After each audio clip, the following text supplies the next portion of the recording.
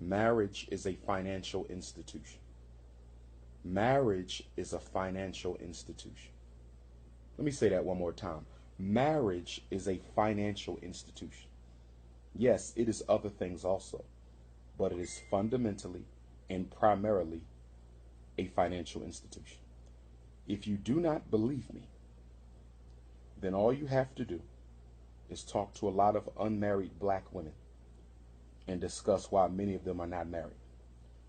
It doesn't mean I agree with their reasons for not being married, but clearly finding a partner who is financially equally yoked with you is a very pressing issue for a lot of sisters, as well as well-to-do brothers as well.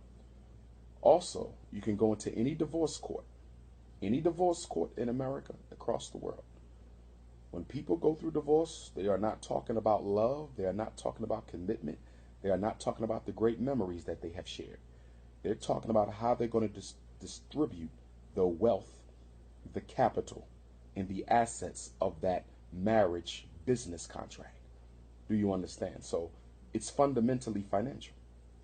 My problem is women will live longer than men. On average, women will live longer than men. Most of us will be exceeded in years by our wives. When you die, if you're married to a Arab, East Indian, Anglo-Saxon, Chinese, Latino, and when I say Latino, I'm talking about non-African Latinos. I'm not talking about my Afro-Latino brothers and sisters. Shout out to my Afro-Ricans, my Afro-Cubans, and all my Latino Africans who identify with the race. I'm not talking about them. But black men, when you die, your wealth and your assets will go to that woman. And in going to that woman, your wealth and your assets go to that woman's community. Why? Because that white woman is not going to shop black. That white woman is not going to buy black with your black dollar. You leave her $1 million life insurance policy. You leave her $3 million in business assets. Do you think she's going to recycle that money through the black community? Do you think she's going to take your money after you die and go buy black with her ex-husband's, her deceased husband's black dollar? Hell no. She's going to take your money and she's going to spend it at white stores, white shops, white malls. Okay, she's going to invest in white business franchises with the black man's money. So let me ask you a question. If you are in a war, let's say you are in a war, armed combat with the opposition, and one of your soldiers took all of his money over to the other side and gave it to the competing army to strengthen their military position, what would you call that brother? What would you call that soldier who takes all of his money over to the other side? He gives his money to the enemy so that the enemy can strengthen his position against you. What do you call him? You know what you call him? You call him traitor. That's what you call him. He would be guilty of sedition. He would be guilty of treason. Is there any other definition you can use to describe a soldier who takes all of his assets and gives it to the enemy so the enemy can strengthen his position against his own army? You call him a traitor.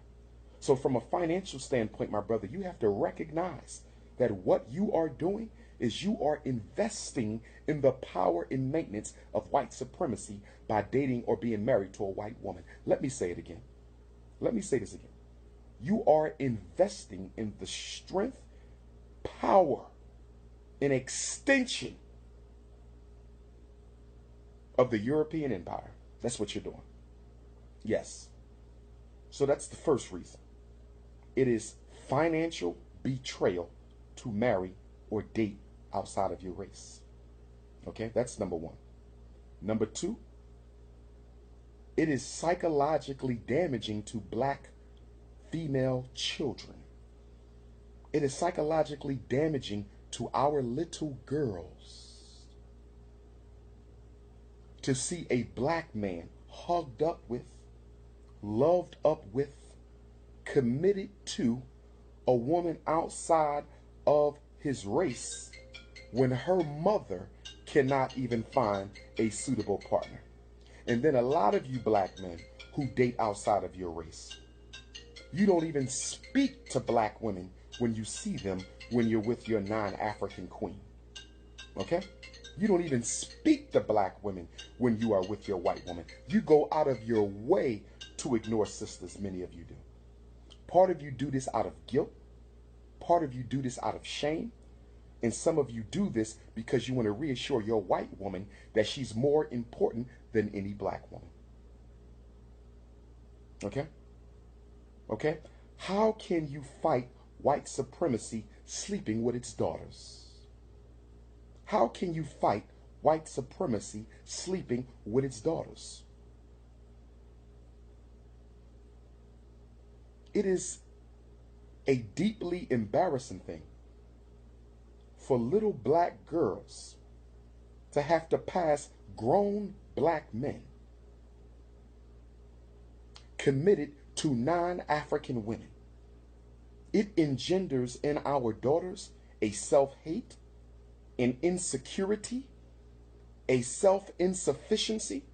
It generates low self-esteem. In fact, let me go a step further. Let me go a step further.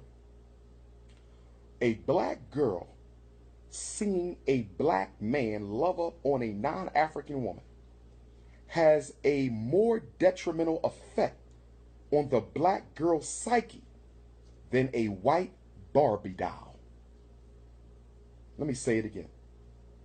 A black girl seeing a black man love up on a non-African woman is more detrimental to the psyche of black girls and black teens and black adolescent female children than a white Barbie doll.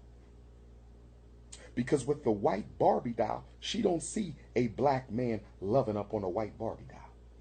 But when she sees a black man loving up on a white woman, that Barbie doll has now been validated by the men of her own race.